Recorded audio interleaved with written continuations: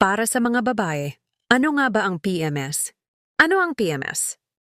Ang PMS o premenstrual syndrome ay mga sintomas o pagbabago sa katawan at emosyon ng babae ilang araw bago siya datnan.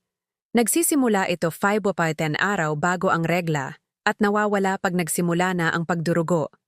Karaniwang nararamdaman ng babae bago datnan: sakit ng ulo or half-head migraine, lalo sa may eye area, pananakit ng likod, batok, balikat, lamig ng kamay at paa, mabigat ang pakiramdam sa dibdib at buong katawan, mood swings, naiiyak, mainitin ang ulo, irritable, pagod, lutang, hilo, parang lalagnatin, sakit ng puson o balakang, constipation o pagbabago sa bowel movement, kawalan ng gana o sobrang gana kumain, lalo sa sweets, hirap matulog o antukin kahit may ginagawa.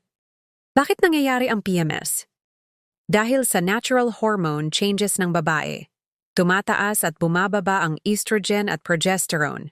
Apektado ang brain chemicals tulad ng serotonin, kaya naaapektuhan ang mood, energy, katawan at pakiramdam.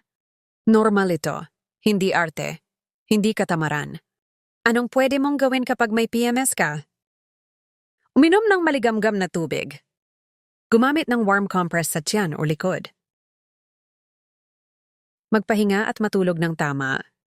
Kumain ng prutas, gulay at pagkaing may iron. Mag-unwind, light walk, stretching, journaling, prayer. Umiwas muna sa stress at toxic na tao. Kung kailangan, uminom ng mild pain reliever. Pwede ring uminom ng mild iron supplement with food kung nanghihina. Iwasan ang matapang na gamot kung may GERD. Reminder para sa mga babae.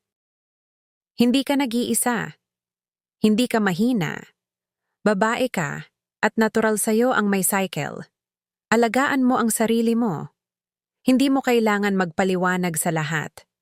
Basta ikaw, alam mong pinapakinggan mo ang katawan mo.